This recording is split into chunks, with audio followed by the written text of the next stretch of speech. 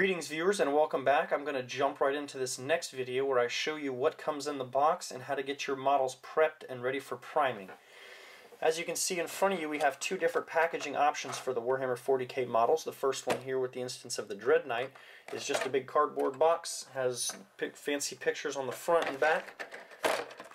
Also has some paint suggestions on the side here if you intend to attempt the scheme that's on there. We'll get into the painting portion later, but I'll show you what comes in that box.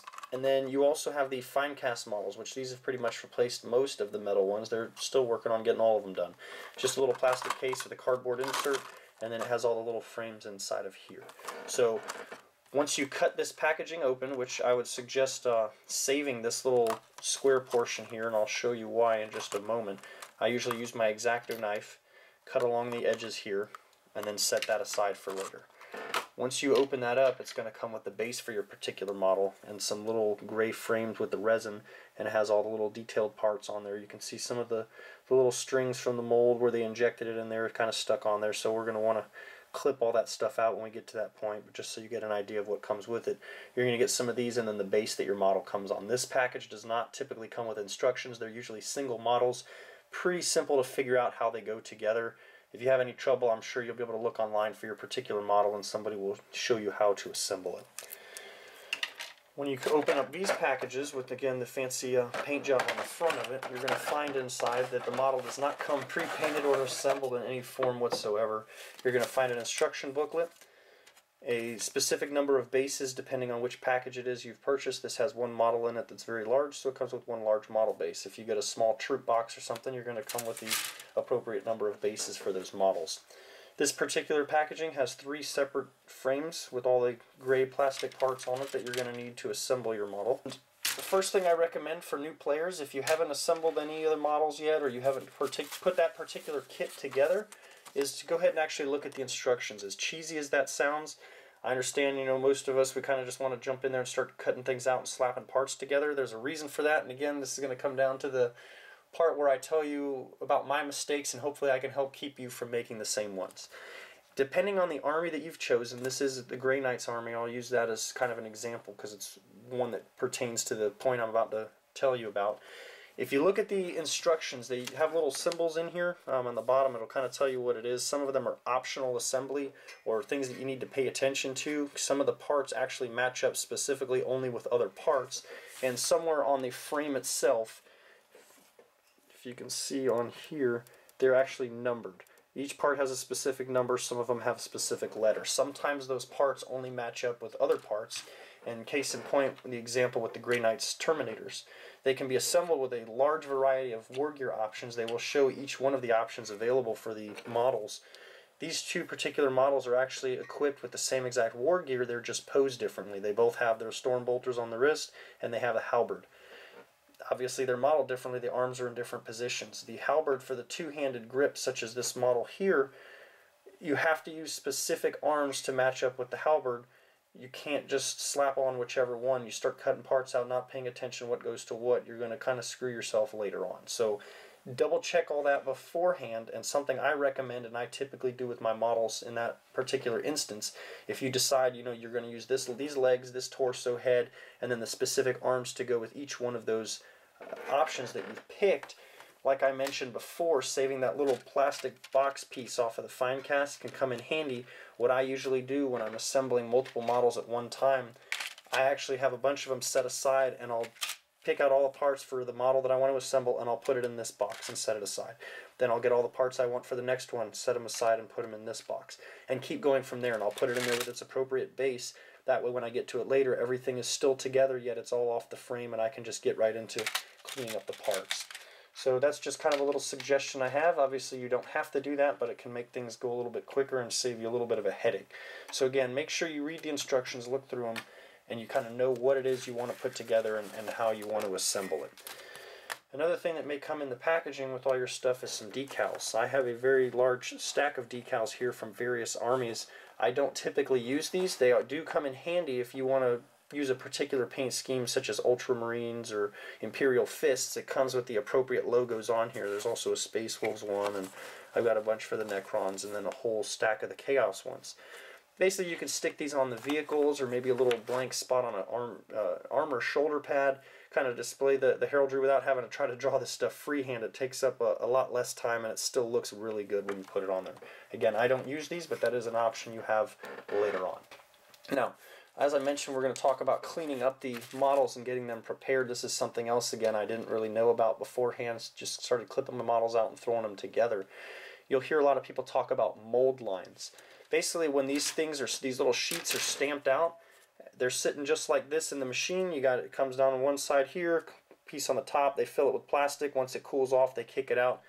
Where those two pieces join together, which is usually along the same plane here with the frame, there's actually little lines kind of in the plastic. So, for example, I've clipped these legs out from a Chaos Space Marine set. Again, the mold line comes from where the two pieces of the mold actually join together, and it's kind of a little seam in the middle of them. And you're going to end up with this kind of ugly line that runs down the entire length of each piece on your model. It'll kind of take a little path around, and then again, some of the areas you may miss if you're looking later on the insides of the leg, all the way up, down the other side, and then again back up. You can see here it's kind of pronounced depending on how old the molds are themselves.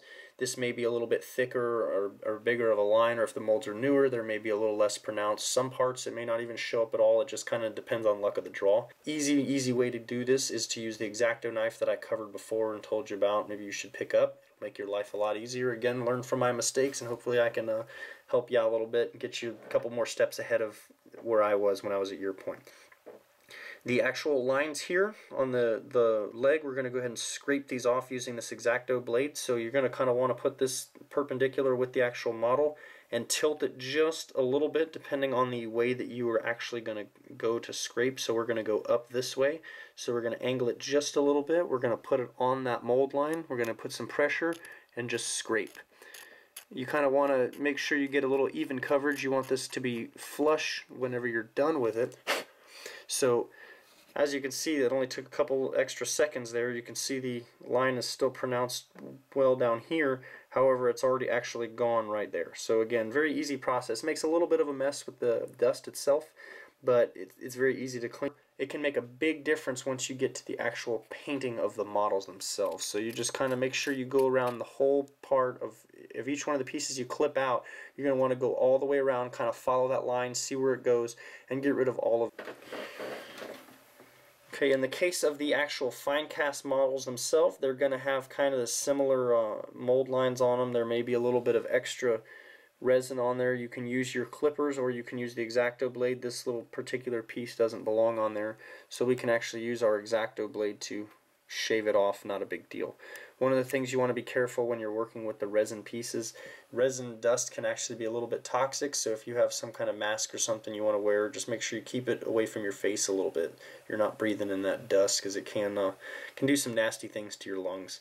So again, same thing with the mold lines on here, same thing as the plastic parts, same principle. You're just going to use the X-Acto blade, angle a little bit, and just scrape. Now I'm going to show you kind of an example of a model I missed doing that on. And I'll show you kind of what I was talking about, or what it looks like if you don't do it. There we go. If you look at the eyeball there, that top skull right next to the red fluffy thing right here, there's a line running all the way down. And it actually detracts from the look of the model, especially if you have a really good quality paint job on it. It can kind of make it look a little bit ugly, and maybe some of the people that pick it up don't notice it, but you'll notice it every time you pick it up. That'll be the first thing you look at. You want to kind of avoid that. So if you take all the pieces that you're working on for your particular model, let's say you got them separated in a bucket, and I'll go through each one individually and scrape the mold lines off of all the pieces. And if you do this now, it takes a little bit of time. However, the benefit later, again, when you paint, it won't detract from the paint quality, and it's something you won't have to worry about slapping some paint on there. Because in my Chaos Army, again, like I said, I did not do this before. I had to go back recently, and I've stripped all the paint off and redone all the work that I basically took several months to get accomplished, and came back and then did the whole thing all over again. So I basically redid my army twice where I should have only done it once. So again, hopefully you can kind of learn from my mistakes and not do the same things that I did. So once you get all your parts cleaned up and you've got all your models set up and you're ready to start assembling, again, you can use your super glue or your model glue. you're going to want to dry fit all your parts together. And the reason for this is simply just so you can make sure that things match up. A lot of models are different. So for example, with this Abaddon, the despoiler model, he normally doesn't come with the cape. That actually came out of the Terminator Lord kit. However, I felt that, you know, he's kind of a big bad guy, so he's going to want a cape and look a little bit extra cool. So when I first began to assemble the model, I actually put the cape on there to make sure, number one, that it was going to fit. I had to trim a little bit to get it to stay just right. And that kind of also shows you maybe what's going to keep you from being able to get a good paint job on your model itself. So in the instance of putting the cape on here, obviously you can see a gap back there. There's absolutely no way I'd be able to paint the back of his legs or his back with this cape on there.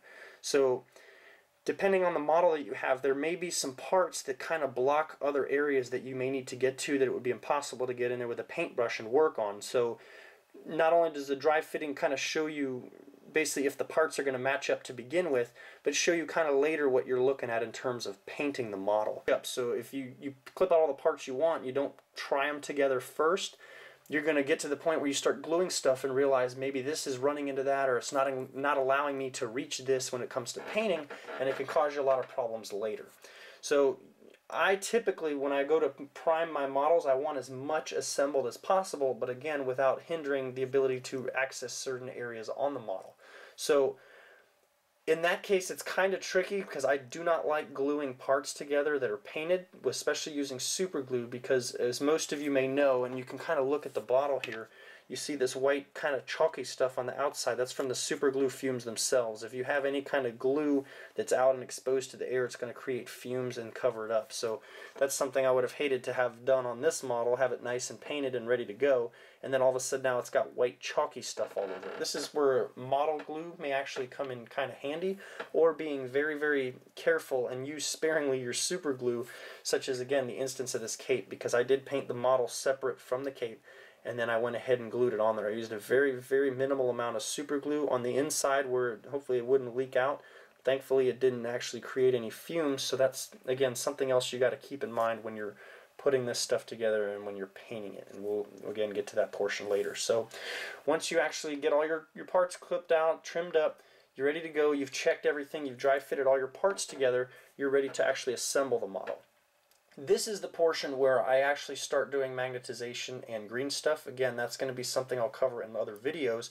However, this is the portion where that video would actually fall into line with this. But again, we're just doing basic model assembly and paint jobs, and then we'll get into all that afterwards. Once you get a little bit more comfortable, you've started working on your army, you've assembled them, maybe you can purchase some more models later once you get a little more advanced and want to branch out and try some new techniques. So again, I always try to magnetize and do my green stuff beforehand because it gets a little bit difficult to do afterwards, and you don't want to destroy your paint job. So we'll get into that in another video. Once you've gotten all your stuff trimmed up, you got your model glued together and ready to go, such as, for example, this guy here. He's already magnetized and I don't have green stuff on him. He's ready to be primed, which is going to actually be the next video. So if you found any of this helpful, please like the video. If you have any questions, comments, concerns, you want me to kind of show you specifically another part or maybe something that I did before this or something I left out, please leave a comment below and let me know. And when I come back in the next video, we're going to move into priming the models, getting them ready for their first coat of paint. Thank you for watching.